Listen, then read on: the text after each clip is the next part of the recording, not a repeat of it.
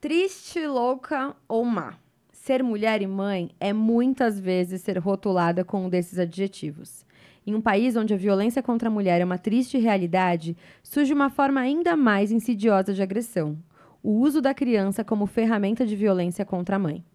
Esse é um dos temas em que o direito e a psicologia convergem, revelando as complexidades desse tipo de violência.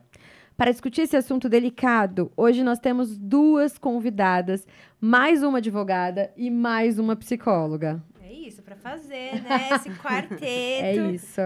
Então, para bater esse papo, nós estamos com a Bárbara Vargas, que é psicóloga e psicanalista, com expertise em atendimento de crianças e adolescentes no contexto clínico e institucional. Ela tem um trabalho voltado às demandas do desenvolvimento infantil dentro e fora do contexto familiar, além de ser especializada em autismo e psicanálise pela PUC Minas e orientação à queixa escolar pela USP.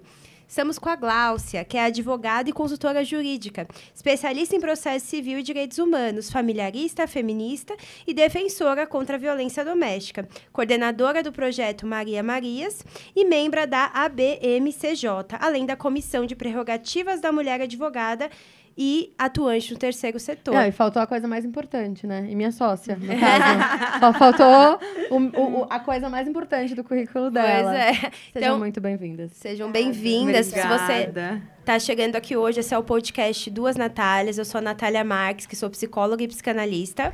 E eu sou a Natália de Campos, que sou advogada. E flerto com a psicanálise, sempre. E eu com direito, não muito. Não muito. Mas, gente, tem muita coisa pra gente falar sobre isso, né? Inclusive, uma das coisas que veio à tona esse tema é como a gente percebe como as nossas práticas se cruzam dentro das clínicas e dos tribunais. A gente, Exatamente. gostando ou não, Sim. as nossas profissões, elas acabam se alinhando em um determinado momento, que é um momento muito duro na vida da mulher. E aí eu queria que a gente conversasse um pouquinho sobre isso. E uma das coisas que eu ouvi um dia desses que me fez muito sentido também é que várias das vezes os advogados chegam e falam assim: tem que pôr essa criança na terapia porque a gente precisa de um laudo, né? E a gente não tá falando que essa criança precisa da terapia. A gente tá dizendo que a gente precisa do laudo para levar para o judiciário. Queria que vocês começassem explicando um pouquinho quais são as formas de violência que a gente acaba vendo sendo inseridas na criança, mas, na verdade, usando a criança como objeto para ferir a mãe.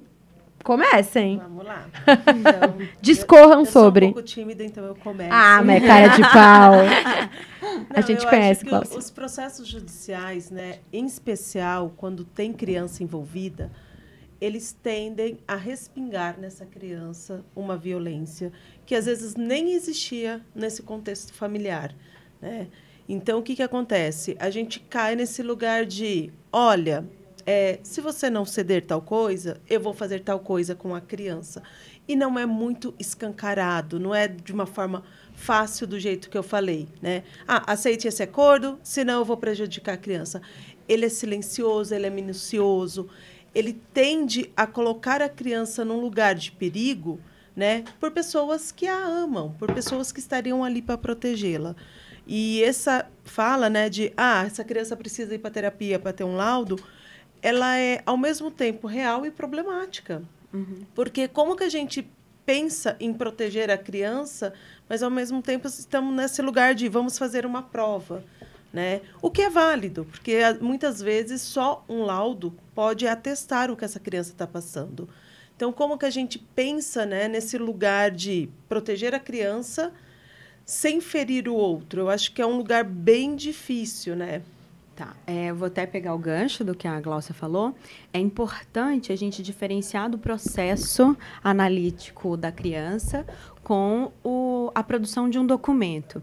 Porque a análise infantil, eu vou falar de análise porque eu sou psicanalista, aqui tem os dois psicanalistas. E duas advogadas. E duas Natálias. Mas eu poderia estar falando do processo psicoterapêutico por si só, né? A gente vai falar de um trabalho clínico que é para lidar com o sofrimento daquela criança e que vai criar sua própria demanda dentro da esfera do consultório, o que difere de um laudo.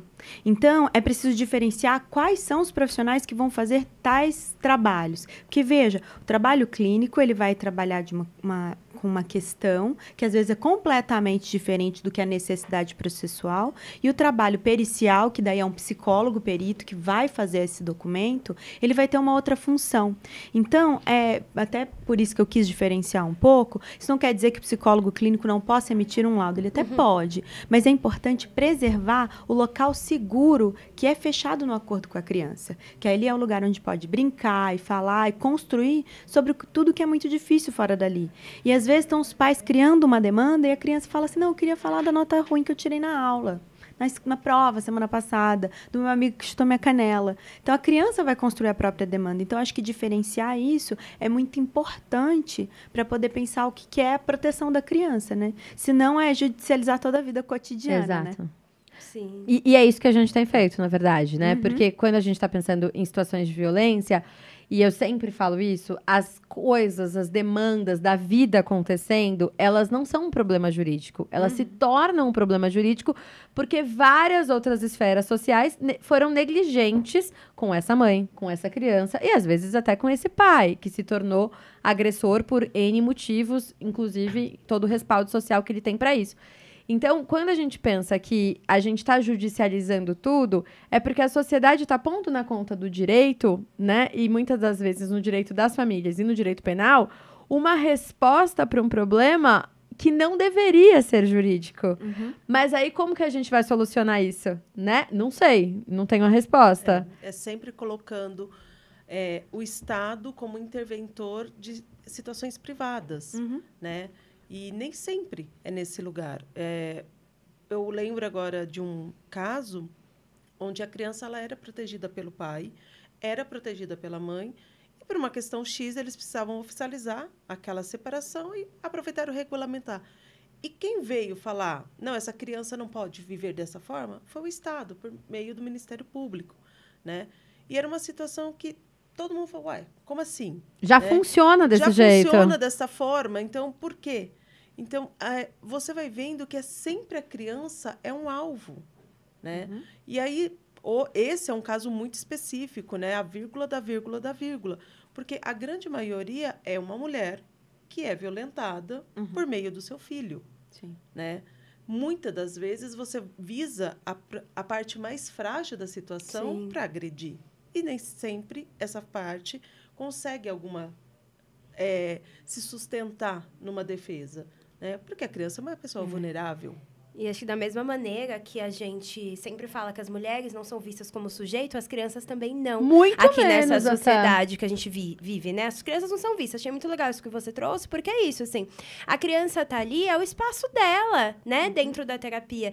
E quando uma criança é usada como um joguete pra lá e pra cá, eu vejo muito isso na clínica.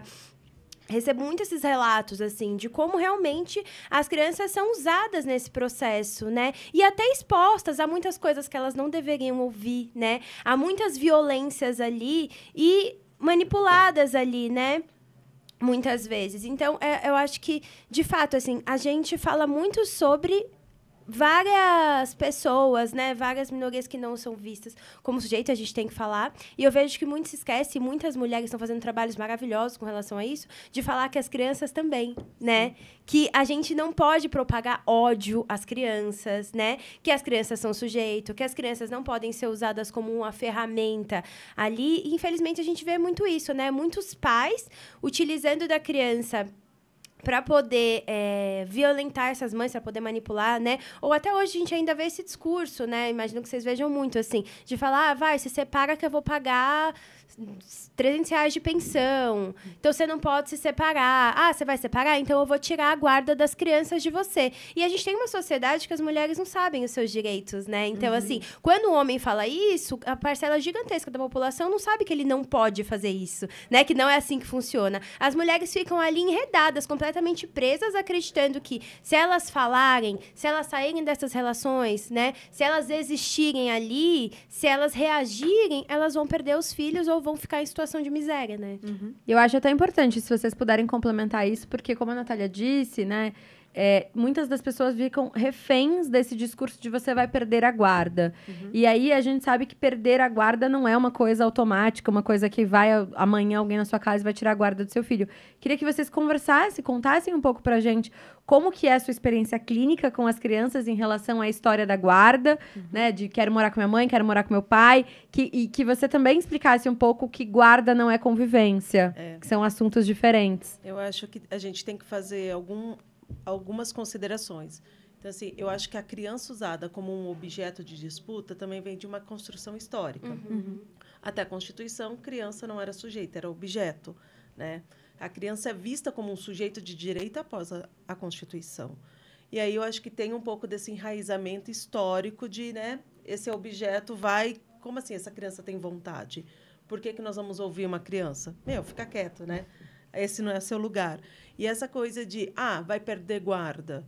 Existem ações, existem situações que a pessoa perde, sim, a guarda, né? Mas não é fácil, não é automático, não é de imediato. Existe um processo judicial para isso, né?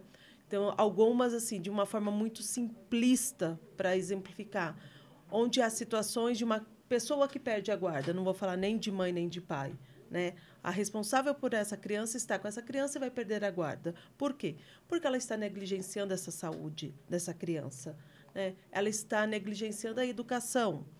Vamos exemplificar. Não vacinação, né? Uma criança que não é vacinada. Essa pessoa que é responsável pode, sim, perder a guarda. Questão de educação. Não leva na escola, não matricula, ou deixa a criança faltar de uma forma imoderada. Isso também, né, maus tratos, violência, existem outras situações. Mas eu acho que de uma forma mais simplista, para facilitar e tirar um pouco o juridiquês, eu acho que eu colocaria essas situações. Então, assim, e não é assim, você vai perder a guarda. Então, uma das partes, né? E aí vamos fazer um recorte de gênero muito grande. A mãe é sobrecarregada com a criança. Uma mãe que sai. Um final de semana, arrumou uma rede de apoio, né? Conseguiu, porque não é fácil. Uma rede de apoio para ficar com essa criança e ela foi. Vai para uma balada, foi para uma rave. E alguém vai, fotografa e mostra para esses genitores, eles estão numa disputa. Olha, você vai perder a guarda porque você estava se divertindo, né? Chega nos extremos muito, assim, desesperadores, porque elas acreditam, que eu acho que a gente não conhece nossos direitos. Eu acho que tanto de uma questão de desconhecimento, quanto uma questão quando a gente entra na perspectiva da violência, né? Que é importante pensar nisso. Uma mulher que está num lugar de um relacionamento que ele tem essas nuances de violência, vou usar uma palavra mais bonita, ela está refém da narrativa do outro. Então, quando você tem controle da narrativa, você tem controle de muita coisa. Então, é muito comum quem tem o controle da narrativa criar histórias como bem entende. Então, a partir daí, é criado coisas e plantado histórias que não necessariamente condiz com a realidade. Então, é importante pensar como que a criança está nessa posição, né? Qual que é o lugar que ela vai ocupar na dinâmica da família. Então, quando há um controle de narrativas, quem tem o poder da palavra domina. Então, às vezes, a gente vai falar de um relacionamento abusivo, um relacionamento violento, nem sempre é a violência física. Algumas vezes, sim, às vezes muito mais do que a gente gostaria, mas a gente vai falar de violência psicológica e que ela é terrível, porque ela não é mensurável. O que eu vou sentir como uma violência não é o que cada uma de vocês vai perceber como uma violência, mas eu faço uma metáfora de um bonsai. A gente vai ver uma macieira que está deste tamaninho. Mas por que a macieira está desse tamaninho com maçãs pequenininhas? Porque ela foi podada conforme ela vai crescendo. Então, quando a gente vai falar de uma mulher cheia de potencial, até mesmo uma criança que vai tomando podas ali na canela, o crescimento, a evolução, ela é podada, então fica desse tamaninho. Então, um bonsai você pode levar para qualquer lugar, né? Uma macieira não. Então, a gente podando em palavras, você não consegue, você não pode. Ou até mesmo, voltando para a perspectiva jurídica, tem uma fantasia de que com determinada idade, então, não é nem só uma fantasia, né? É um mito. Que com determinada idade a criança vai escolher e o que ela disser é lei. E aí há uma questão de uma manipulação ali, né? De dizer, bom, agora você tem que escolher. Que comigo você vai ter isso, isso e isso. Ali com a tua mãe, ou vice-versa, tá? Isso também não acontece só de uma via. Mas é que a maioria dos casos, né? Conforme a nossa experiência, é sempre do homem para a mulher, né? E aí vai colocando esse peso numa criança que é pequena e tem que tomar uma decisão que vai afetar a vida dela inteira. Exato. Baseado numa história que às vezes nem condiz com a verdade. E é cruel, né, Bárbara? É muito cruel quando a gente coloca na criança essa responsabilidade de o que você quer. Porque, ao mesmo tempo que isso pode parecer para algumas pessoas uma liberdade de... então agora a criança tem 14... Porque normalmente o mito é com 14 anos. Eu não sei... Nossa, eu já vi com muitas 10. idades. Com 10, 8, com 9, com 12. Tem os mitos aí das idades, então, do 10, 12, 14. Mas aí, pode ser uma liberdade. Quando você tiver X idade, você vai poder escolher se você quer morar com sua mãe ou com seu pai. E você, na verdade, não percebe a violência que você está inserindo essa criança em colocar ela nesse papel de escolha. Porque por mais cruel e horrível e abusador que o genitor seja... Às vezes a criança ainda não tem essa percepção, tem outra relação. E a gente sabe que um agressor não vai ser bom pai, porque não tem como essa criança estar inserida dentro de uma situação de violência e não sofrer com isso, mas essa criança ainda também está elaborando essa relação. E aí, o quanto que é cruel a gente colocar essa decisão na criança. A gente tem tido algumas ações e a gente diz a mesma coisa, mas... Não é a criança que tem que tomar essa decisão. Você tem que trazer o adulto para a sala. E o adulto, no caso, é você. E o quanto fica pesado, né? Porque, assim, é muito comum, eu vejo que... Claro que, às vezes, o papel do pai vai ficar como o mais legal, né? E não significa que ele é o cuidador. Que ele é visita, né, Ná?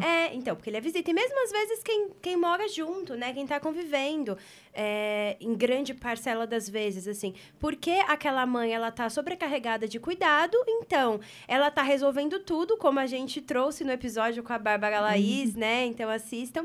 Ela tá resolvendo tudo, ela tá ali. E aí, ela que também coloca o limite, ela que acumula todas as funções. E aí, muitas vezes, aquele pai fica com aquele papel de vamos brincar, vamos sair, vamos jogar videogame. E aí, claro que a função...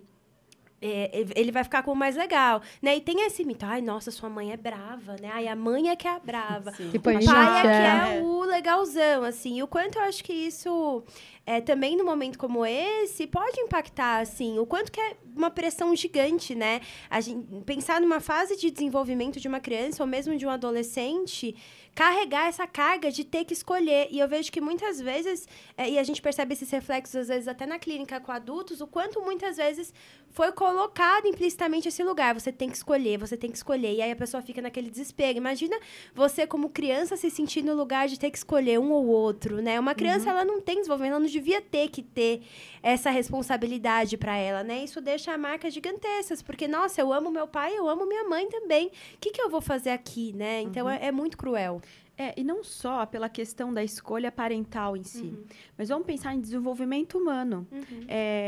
O único filhote de mamífero que precisa de cuidados, não morre, é o ser humano. Gente, se não tiver alguém que olhe e entenda aquele bebezinho enquanto um objeto de amor, um objeto de desejo, esse bebê vai morrer sem o olhar ali. E não vai dar para você virar para uma criança pequena ou para um bebê ou até mesmo para um adolescente e falar assim, vai, escolhe aí. Porque escolha tem a ver com amadurecimento. Não... até uma cena. Uma criança está numa doceria e aí a mãe ou o pai está lá, vai, você pode escolher o que você quiser. Essa criança é o mais provável que ela deite no chão e chore do que ela consiga escolher um doce. Por quê? Porque é muito para eles. Eles não têm a condição psíquica de fazer uma escolha. Parece banal, é só um doce. Mas ali, pegue duas opções. Tem o brigadeiro e tem a torta de morango. Qual você quer? Para aí você ainda está dando a escolha. Agora, e mesmo assim vai ser difícil, porque tem a ver com renúncia e com assimilação da falta. Qual que é a fase de desenvolvimento que você tem que colocar isso de uma forma tão categórica? É os pais saindo de cena, que é aquilo que a Natália falou agora, que é os pais saindo de cena daquilo que é o papel deles, de se responsabilizar e passando para a criança algo que não é da esfera deles de decisão, né?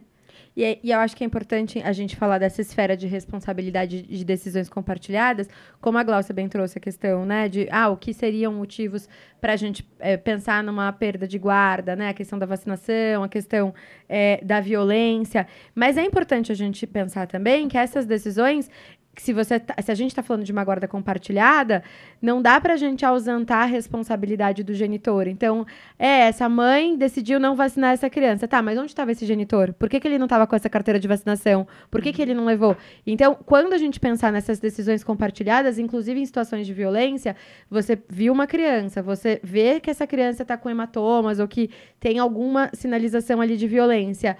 E o que você fez a partir dessa informação? Porque a gente percebe muito nas disputas judiciais que as pessoas vão transferindo a culpa um para o outro. Quando ninguém tem a responsabilidade. E assim, a responsabilidade, ela é compartilhada.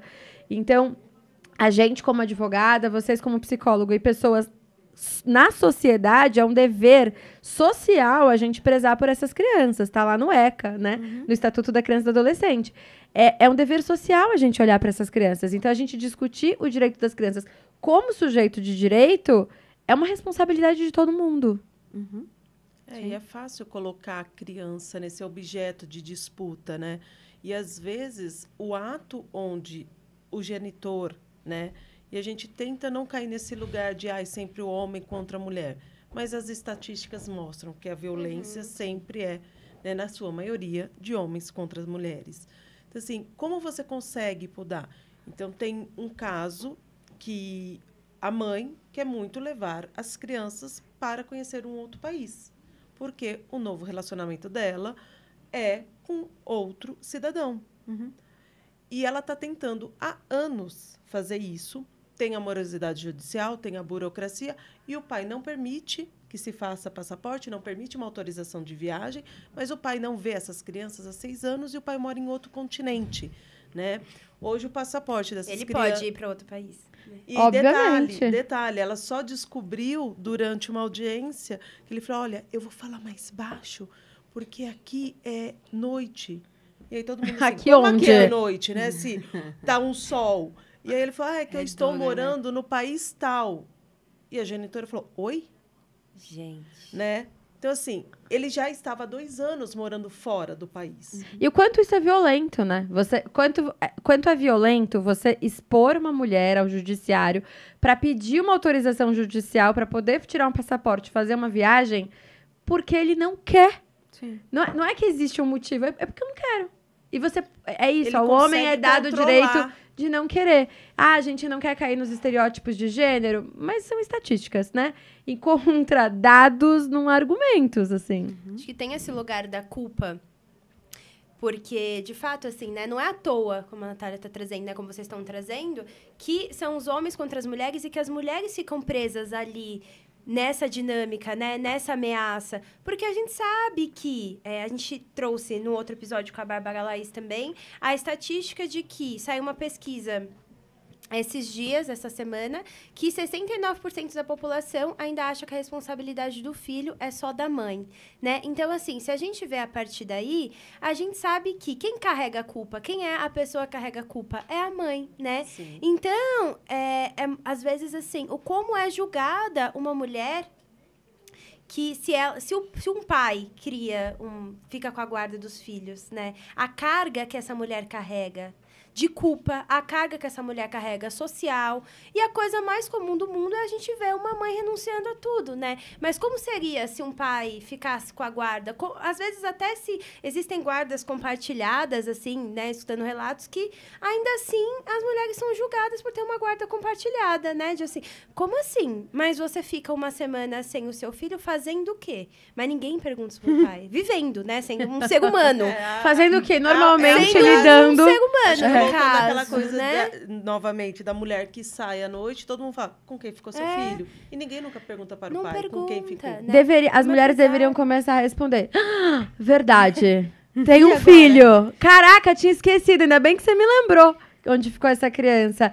E aí, pensando sobre isso mais uma vez, é importante a gente fazer essa divisão que guarda e convivência são coisas diferentes. Então, você pode ter a guarda compartilhada, que isso implicaria no poder de decisão de responsabilidade dessa criança e ter convivências diferentes. Então, a gente até muda o vocabulário, porque embora seja a lei de visita, né, lei de visitação, alternância de visita e tal, a gente está usando cada vez mais a palavra convivência, porque pai não é visita, né? Não deveria ser, pelo menos, não deveria ser. Quando a gente vai falar de gente, por mais que as pessoas tentem judicializar muita coisa, a gente está falando de uma coisa muito passional. O ideal, o mundo ideal, seria que o relacionamento acabou, as pessoas, né, conversem e lidem com a vida da melhor forma possível. Mas não é bem isso que acontece. E aí, quando a gente vai falar em casos que são bem judicializados, é porque tem uma questão ali que não houve palavra para se colocar em cena. O que teve foi sofrimento e angústia. Casos que, às vezes, a mulher sai fugida de casa porque foi a única forma que ela conseguiu de sair daquele relacionamento, de sair daquele lugar, né? Até esse exemplo que a Gláucia deu, esse é um exemplo de países. Às vezes é menor ainda, de um pai que é ausente, que não visita o filho, só que ele até um caso que eu atendo. A gente brinca que é a roleta russa da visita, porque nunca sabe quando ele vai aparecer. E aí é uma mulher que fica refém desse pai. E eu falo assim, minha querida, vai para onde você quiser, porque se ele quiser visitar, ele vai para onde você estiver. E é tão encrostado no inconsciente social de que a mulher precisa estar ali à disposição, que às vezes elas não conseguem, elas ficam ali esperando, mesmo sabendo que eles não vão aparecer, né? Tem que ficar à disposição, porque elas ficam com medo da bendita da Dita alienação parental. Exato, eu vou perder e tal. Às vezes até casais saudáveis. Uma amiga veio me falar assim, vamos tomar um drink? Eu falei, vamos, tá tranquilo, vamos, vai ser ótimo. Aí ela chegou em casa, meu filhinho fez xixi na cama, eu sou a pior mãe do mundo. Eu falei, pelo amor de Deus. Seu filhinho está em fase de inserção na escola, o pai dele está chegando de viagem, ele está super animado, vocês vão viajar, por favor. Ela, você tem razão. Mas assim, veja, uma pessoa que está super bem, com um relacionamento saudável, e mesmo assim, apegada na culpa de que se ausentou por 2 horas. Não foi nem uma noitada, poderia ser. Mas eu acho que você traz uma né? problemática, Bárbara, que é essa questão da mulher estar disponível. Sim. Né? E aí, a gente tenta não judicializar, mas esse é um lugar que a gente precisa. Se você tem uma separação e você não tem uma regra, né, um acordo ou uma sentença de que delimite a guarda, a convivência, o valor da pensão, você cai nesse lugar de ter que estar disponível a qualquer momento. E aí a gente tenta, né? Nós ficamos aqui um bom tempo sem falar a palavra da alienação, mas a gente, quando fala de relação, violência, né, uso de criança, a alienação, ela cai muito, né, nesse lugar de estou aqui. A gente não acredita nessa lei, a gente não acredita nessa síndrome, né? Mas ela ainda está em vigência no judiciário. E aí, assim, acordos onde coloca-se convivência livre. É muito perigoso. Sinto muito, não posso fazer isso. Porque, né? Tudo bem, você não precisa, celular. Um acordo livre, o que ele traz de problemática? É esse lugar de, será que o pai vem hoje? Não, então eu vou ficar. Amanhã, e assim, às vezes a mãe não quer nem sair, ela precisa ir ao mercado. Sim. Então eu vou amanhã.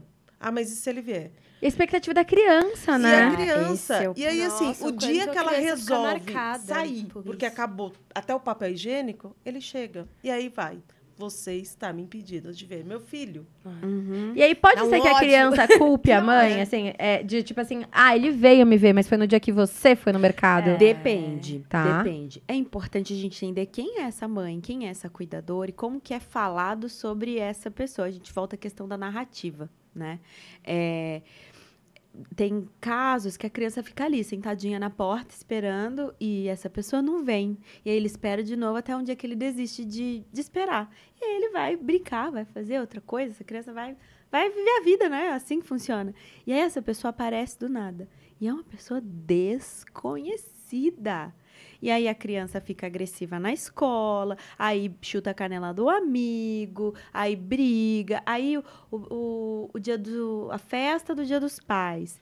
eu não sou contra as datas comemorativas, elas existem. Mas, por exemplo, aí esse cara apareceu, mas aí vai todas as crianças, faz uma carta pro seu pai. A criança, que pai? Pra quem que eu vou fazer? Uma sociedade com um número enorme de abandono, né? Exato. E aí, isso vai aparecer enquanto um sintoma, né? Então, vem os pesadelos, na clínica isso vai aparecer nas brincadeiras. Então, às vezes, é uma cena que pode aparecer, é na hora da brincadeira, inclusive da casinha, que toda criança gosta, independente do gênero, aparecer aquele pai, o papai. Mas aí o papai é quem? Já apareceu o pai, o papai é o bebezão.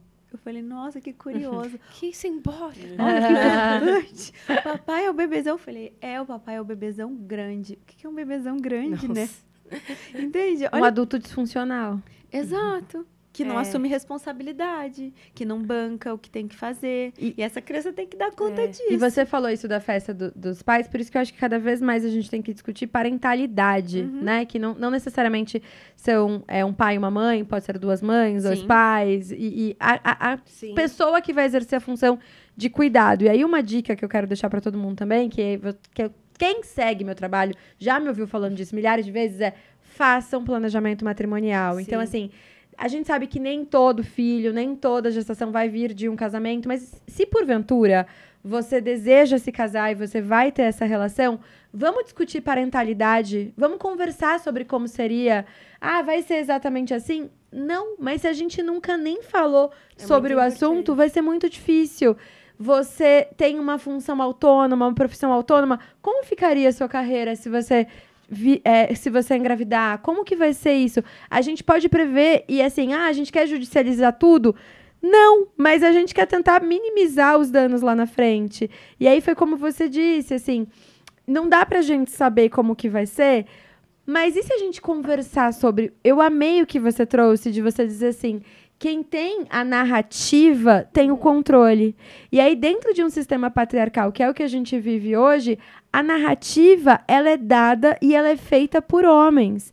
Então, quem tem esse controle são os homens. Por isso que a gente critica e a gente vai criticar quantas vezes for necessário a lei de alienação parental. Porque é uma lei feita para proteger agressores, para proteger abusadores. É uma lei misógina feita para atacar mulheres. Exatamente. Então, a gente vai criticar essa lei enquanto a gente puder, porque é uma lei que faz a mulher se tornar refém de eu tenho que ficar disponível o tempo todo. E eu não posso falar, e isso é uma coisa que eu gostaria muito de te ouvir falar, Bárbara, porque a gente ouve muito, inclusive, no escritório, assim, como que eu falo pro meu filho que o pai não vai vir? Que o pai não cumpriu? Tem mulher que chega pra gente e fala assim, dá vontade de falar, ai, mãe, por que eu não posso fazer tal coisa? Porque teu pai não paga pensão. A gente ouve isso com uma frequência. Mas e o medo da alienação parental? Então como que uma mulher, uma mãe, pode explicar pra criança que a responsabilidade não é só dela, que tem alguém sendo negligente, ao mesmo tempo, e aí fica pras duas, ao mesmo tempo, não alienar o genitor?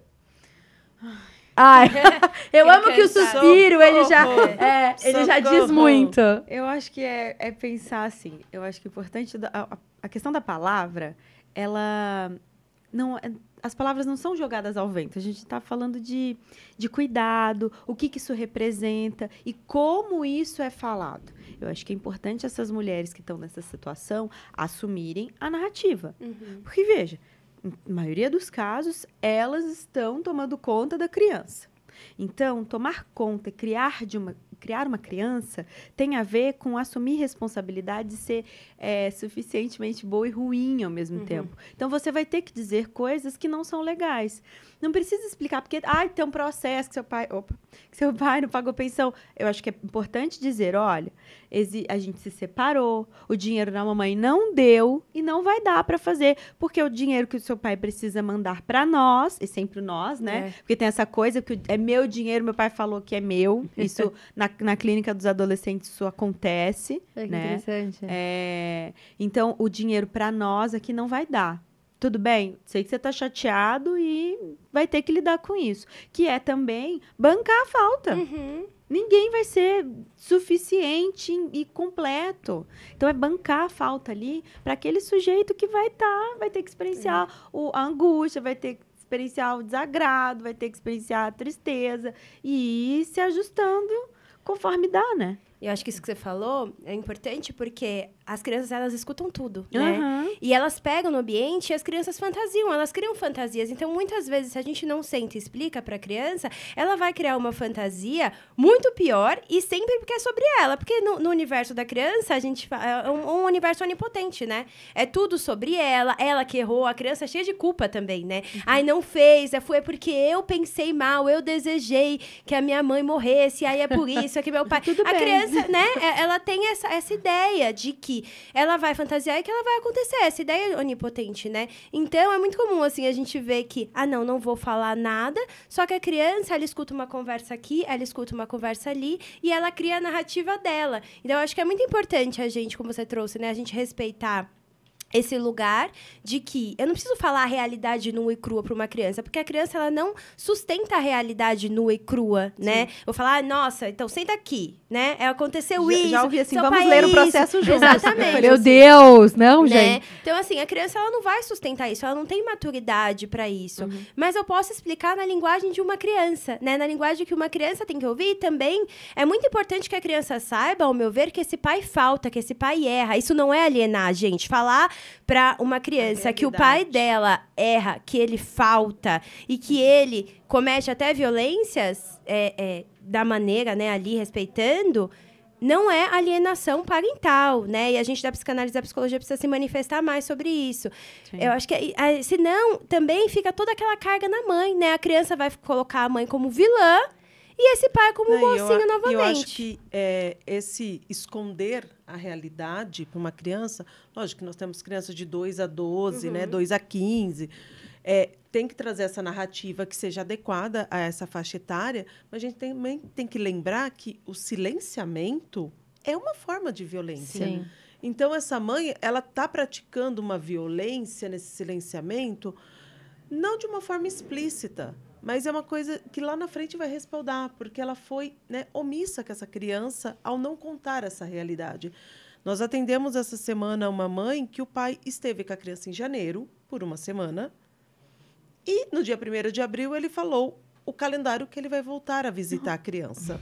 A mãe falou assim, eu até agora não sei se ele mandou um calendário real ou uma coisa de brincadeira pelo 1º de abril.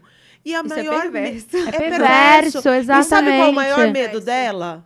Alienação parental. Eu queria que você falasse isso, Glaucia, para a gente conseguir fechar essa questão da alienação parental. A Bárbara trouxe esse recorte de calma lá, vamos conversar e tal. Juridicamente, assim, eu percebo que existe o terror e a gente sabe que ele é real e tal, mas também para dar uma acalmada, diz assim, gente, a maior parte das acusações de alienação parental vão ser caracterizadas, pelo menos se cair com a gente, de litigância de má-fé. Sim. Então, que você explicasse um pouco sobre Eu isso. acho que, assim, vamos dar um passo anterior, que nasce a Lei Maria da Penha e logo depois nasce a Lei de Alienação Parental. Né? É meio que uma resposta a essa proteção que as mulheres ganham. Tanto é que, sim, hoje a Lei de Alienação Parental, ela não teria mais vigor porque nós temos a Lei da Guarda Compartilhada. Né? Então, se a guarda é compartilhada pela lei, só é unilateral em alguns casos, a gente não tem que falar de alienação. Né? Eu acho que podemos falar de parentalidade e responsabilidade. E aí, assim, como essa mãe vai se proteger? Né? Eu acho que, nesse caso, ela é uma mulher muito sagaz e ela pontua para o genitor. Você deveria estar aqui no carnaval. Você não veio. Você deveria ter vindo da Páscoa. Você não veio. Ela vai pontuando. Isso também é uma forma dela se proteger. Né? Ela avisar, olha, esse final de semana você não ligou. É mais uma sobrecarga à mulher, mas é uma sobrecarga que a protege. Né? Então, nesse momento, como que a gente se defende de alienação? Eu acho que a gente, né, teria que derrubar essa lei, proteger a mulher. E a criança? A criança, em especial. Mas eu acho que ela pautar. Então, assim, olha, criança, por que você não vai viajar no carnaval? Porque era para você estar com seu pai. Ponto. Basta isso. Né? Não estão falando mais nada. E aí, ela também pontuou para esse genitor. Olha, você deveria ter vindo. E você não chegou até agora. E isso é uma prova. Mando pelo WhatsApp. Hoje, o meio mais fácil de se comunicar pelo WhatsApp, mas use também o e-mail.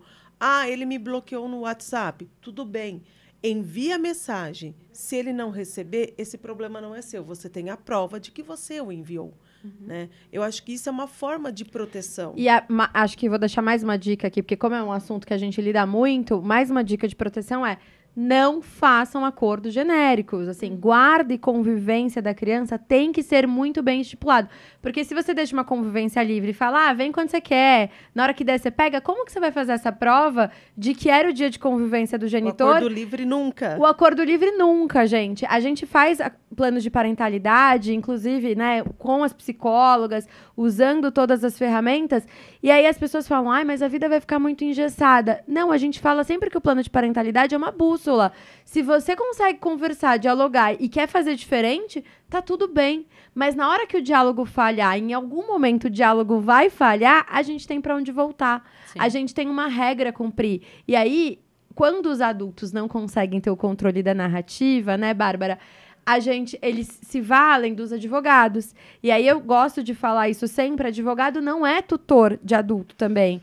Vai chegar um dado momento que esses pais, eles vão precisar conversar sobre a vida dessa criança, desse adolescente. Um processo judicial vai durar aí 2, 3, 5 anos, a vida da criança vai durar muito mais. E eles vão continuar exercendo a parentalidade dessa criança. Eu acho que assim, só um respaldo a eles, esses pais vão precisar conversar se não tiver uma medida protetiva. Porque uma situação de violência, exato. De um intermediador. Exatamente. Né? Então, são tantas camadas para falar de família, tem que falar. Isso, mas se tiver. Nesse caso. Bom, pra gente começar o nosso encerramento aqui, Bárbara, queria que você deixasse suas considerações, as suas dicas, o que você gostaria de deixar pra gente pensar essa relação com as crianças. Isso que você falou, eu achei incrível. Assim, às vezes a criança só quer falar que ela foi mal na prova. E aí os pais, os advogados, tá todo mundo... Fala da violência. Sim, fala, é obrigar a falar e é mais um para colocar, para pressionar essa criança. Gente, criança não é laranja. Não dá para espremer. Eu acho que é oferecer uma esfera de cuidado e respeitar algumas questões, mas, ao mesmo tempo, ser firme e dar limite. É ambíguo? É. Mas é entender que é preciso disso para se criar uma criança. Entende? Então, veja, você tem que dar as informações que eles precisam, mas é o suficiente, não precisa florear muito, às vezes com uma carga de muita simplicidade, mas você também tem que dar suporte. E dar suporte é essa criança saber que você existe estando e não estando no campo de visão, né? Freud vai falar do jogo do Fordar, que é Fordar, que a criança vai entender que a mãe existe na ausência, que o pai existe na ausência. Agora, é entender quem existe, quem não existe, como cuidar e diferenciar as esferas de cuidado e se apropriar da própria narrativa mesmo. Porque senão você fica terceirizando todo o seu processo de vida, porque tem pais que mandam mensagem. E agora? Ele caiu no chão, o que eu faço? Eu não sei. E aí também, acho que eu, enquanto profissional, também consegui separar um pouco esse lugar, que senão a gente fica refém disso, né? A gente acaba se apropriando de coisas que também não é nossa. Então, como pensar um pouco sobre isso? Acho que vale para todo mundo, né? Porque vocês, advogados, devem passar por isso. E agora? O pai mandou não sei o quê. O que eu respondo? O que eu respondo? Bom... Vamos, olha lá, o que dá para responder? Essa pessoa, ela tá passiva de uma comunicação ou não? E o exercício que a gente tem feito me manda a sua resposta. O que você responderia? Exato. Porque senão fica, né? Você vai intermediar todas as conversas, não tem como. Exato. Sim. E dar o suporte. Enquanto profissional, acho que é importante a gente dar o suporte. Não existe clínica infantil sem a família. Então, a gente tem que trabalhar com todo mundo ali, dentro do possível, e suportando para que eles consigam suportar os filhos. Perfeito. E quem te encontra onde? Como que faz para te encontrar? Onde? Deixa seu contato. Liga pra Natália. Ela faz meu telefone. Não vem me colocar mais uma função, pelo amor de Deus. Natália, ela faz meu contato. Eu sou super avessa essas redes, mas eu tô mudando e-mail. Isso. Temos um e-mail? Não, pode me procurar pelo Instagram, lá tem o link da minha agenda. Tem a minha plataforma pelo Doctoralha. O meu Instagram eu mudei agora, eu tenho que lembrar. É Bárbara Vargas Psi. Tá mais fácil, porque eles eram um arroba mais difícil, porque ele era pessoal. E na minha agenda do Doctoralha tem o link lá nesse Instagram, vocês vão me achar. Então, manda um e-mail, a gente conversa. Perfeito. E espero que você volte para novas conversas também, porque pensar em criança é sempre desafiador e necessário. Gláucia, Vamos lá. onde a gente te encontra? Além daqui Ligue na Paulista. Ligue para a Natália, minha sócia. Nesse caso, pode me ligar. Suas dicas Não. também, E né? a sua, a sua dica? dica. Vai de Gláucia. Não, Dá um tempo de eu pensar. Não, acho que assim, rede social, eu consumo mais do que eu produzo, mas eu tô lá no Instagram, Gláucia Duas low Colebrusco. profile. É mesmo? Nem tanto. Mas tem o escritório também, o ccc.advogadas. lá. E aqui na Paulista, né, no nosso escritório, mas por e-mail eu sou muito mais rápida. Mas eu acho que, assim, dicas, né? Gente, leve os adultos para conversar, tirem as crianças da sala, né? Vamos proteger as crianças, vamos parar com essa guerra onde pessoas que não conseguem lidar com a situação são as mais atingidas. Perfeito. Nath Marques, conta pra gente sua dica, consideração. Isso aí. Eu acho que, de dica primeiro, né? Eu lembrei muito, aqui a gente conversando, da série Euforia, que eu amo, uma das minhas séries preferidas. E aí tem a personagem, Cassie, que eu também gosto muito dela, assim, de escrever várias coisas sobre ela. E na série mostra muito sobre a relação dela com o pai e como isso impactou as esferas da vida dela. Tem até uma cena que eu acho, assim, muito, muito legal. Legal, assim, não é legal de acontecer, né? É legal de analisar. Psicanalista tem essas coisas. Em que ela tá sentada na calçada quando criança, esperando o pai, esse pai, né? O pai dela na série é usuário de drogas, enfim.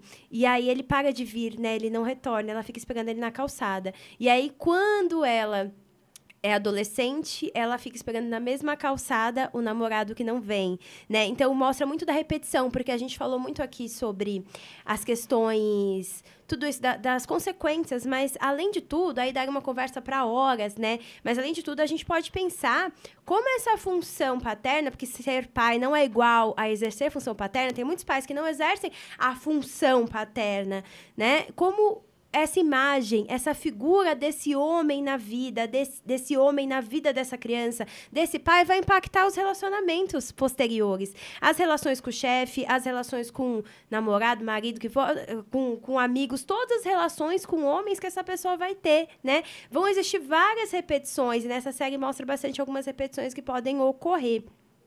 Né? E outra dica que eu ia dar, que não tem diretamente tanto a ver, mas mostra uma rede de apoio linda entre mulheres, que eu esqueci até de falar num outro episódio, é o livro da Mariana Salomão Carrara, que chama Se Não Fosse as Sílabas do Sábado. É um livro que, enfim, acontecem várias coisas, em que mostra uma rede linda, assim, de apoio, né? A gente tem falado muito rede de apoio entre mulheres, e é um livro belíssimo, assim, que eu amei. Lembrou de alguma dica? Quer deixar? Nossa, pensando assim em série, filmes, tem muita coisa, mas olha, ultimamente, eu acho que eu recomendaria eu gosto de biografias, então, porque é bom pra gente saber a história. Eu vou deixar de dica a biografia da Fernanda Montenegro, que é linda, é um deleite, assim, porque ela vai contar a história da TV no Brasil, mas também a história da migração, uma coisa da família dela, e como que ela foi se construindo enquanto essa atriz maravilhosa. Então, acho que é muito legal a gente ler e ver mulheres muito potentes, né? Então, eu sou sempre a rainha das dicas, gente. Eu já até fiquei pensando, caraca, eu sempre acho que eu tenho consumido muita coisa. E eu trouxe também Mariana Salomão Carrara, como a gente veio falar de crianças e tal, eu trouxe o Se Deus Me Chamar Não Vou, que é escrito por ela, mas na visão de uma criança. E eu acho tão lindas as percepções que ela traz, as narrativas que ela traz na perspectiva da criança. Então, vamos de dobradinha de Mariana Salomão. Inclusive, fica já o convite, caso você queira. E eu vou deixar mais 2 dicas. Uma de uma série que já é um pouco antiga, mas eu acho que vale a gente sempre revisitar, porque ela traz todos os assuntos que a gente fala: violência doméstica, apoio entre mulheres, redes e afins, que é Big Little Lie. Eu acho que tá na HBO, não tenho certeza, mas assim, é uma série que... agora, né? É Max agora, exato. Mas acho que é uma série bem completa pra gente... Tem muitas camadas de tudo aquilo que a gente conversou. E, por fim, um livro que chama Lá e Aqui, que é um livro que é pra gente conversar com as crianças que chega um dado momento na separação que ela vai ter o lá e vai ter o aqui. E tá tudo bem, né? São 2 lugares diferentes, mas que são 2 lugares em que ela vai ter, dentro da ausência, ela ainda vai ter o pai e ela ainda vai ter a mãe, na maioria das vezes, é o que a gente espera. E se você gostou desse episódio, eu vou pedir para que você comente, curta, se inscreva no nosso canal. É muito importante pra gente saber o que vocês estão achando, quem vocês gostariam de ver por aqui. Que temas que vocês gostariam de ver, né? De ouvir a gente falando. Deixa dicas também aí nos comentários de outras coisas que você lembrou ao longo do episódio. Quero agradecer imensamente, Bárbara, Gláucia, Natália, pra gente compartilhar essa conversa tão rica. Obrigada, Natália, Gláucia, Bárbara. Foi uma conversa maravilhosa. Acho que daria assunto aí, né? Tem. Acho que a gente tem que fazer uma parte 2 só de alienação parental ali. Não, um episódio só sobre alienação parental e outro só sobre planejamento matrimonial. Vamos já pôr. É essencial, né? Mas é isso. Obrigada. Obrigada, meninas. gente. Então, obrigada pelo convite. Obrigada. Até a próxima.